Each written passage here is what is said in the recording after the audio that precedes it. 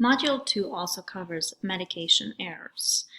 It is something that happens all the time and something that's very important when you take care of a patient to take that into consideration and to prevent medication error. Now, medication error is defined as a preventative event that caused by either inappropriate administration, a wrong medication was given. Patient could either be harmed or potentially harmed. Sometimes it could be a close call. So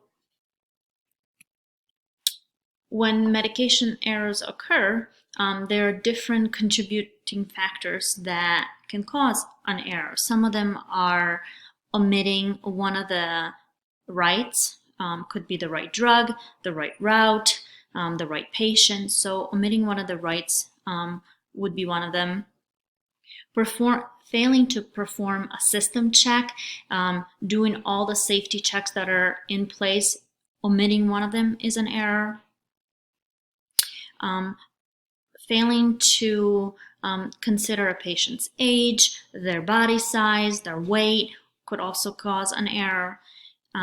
Giving medication based on verbal or phone orders versus having a written order can also cause medication error. Sometimes if an order is incomplete, doesn't state how many times a day it needs to be given, or whether it's PRN or routine, can also cause an error.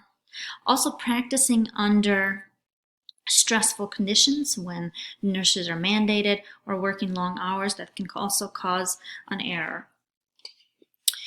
There is a medication error index that is in your chapter. There's a nice table that categorizes it.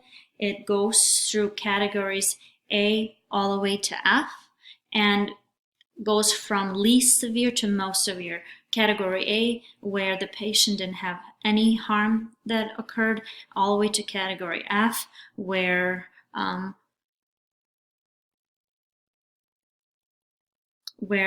harm was done and a patient was prolonged in their hospital stay or had some sort of harmful thing happen, or either a reaction or even death can occur depending on how major the error was.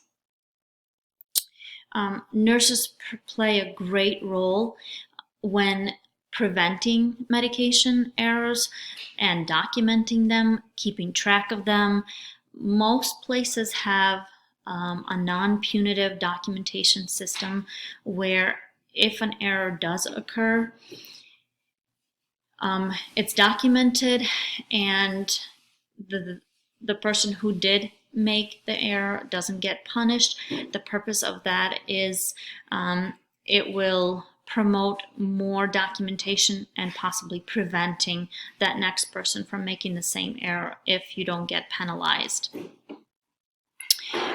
Also, know the difference between just a medication error and a sentinel event. A sentinel event is a major medication error where it leads to sometimes a fatal injury or major harm to a patient, and this usually will lead to like root cause analysis, and whatever happened will have to be looked at.